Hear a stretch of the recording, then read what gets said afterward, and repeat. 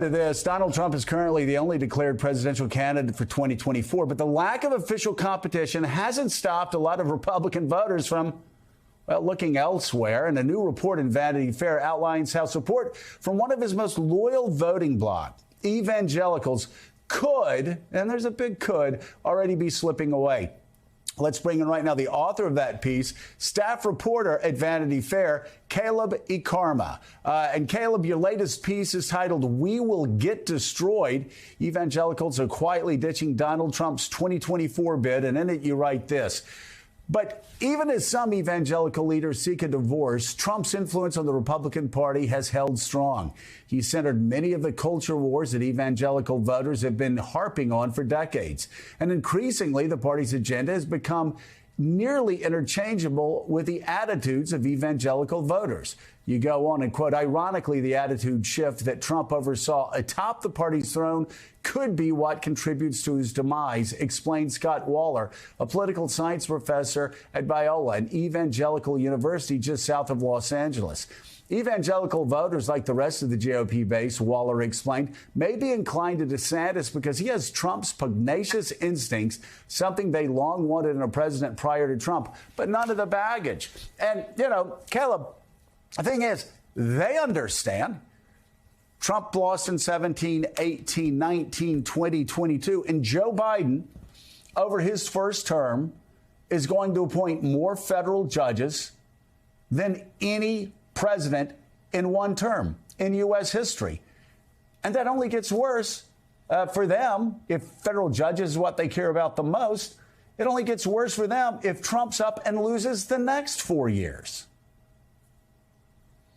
Yeah, I mean, I think that's a big reason for what we're seeing right now. I mean, it could be a mirage, as you noted. But, with Trump specifically, a lot that's been coming out from him since the midterm, has sort of been loser talk. Specifically the stuff against DeSantis. DeSantis, he hasn't even left the bullpen, and Trump's already swinging at his stuff. And I think that shows a sign of weakness to voters who have already, felt a sense of disappointment and a come down from not just the midterms, but the last two election cycles before that. So I think there is just a lot of, the morale is not very high among Republican voters, and I think evangelicals especially, despite all the victories that Trump, earned for them in his 4 years in office. Caleb, I'm curious. It seems to me this jumping on the DeSantis thing, I get it that he is fully engaged in the culture wars, which the evangelical community loves.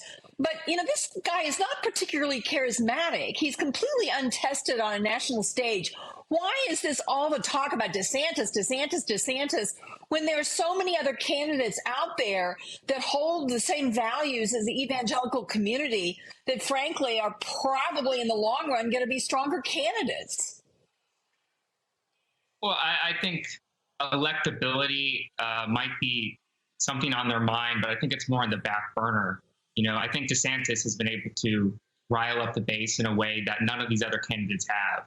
I mean, Tim Scott, Nikki Haley, Mike Pence, these people aren't, ones to really rile up a crowd in general. And I think that's going to be a problem for DeSantis too. He looks good on paper, but like you said, there's not really much there when you really look at his persona, his ability to control a crowd.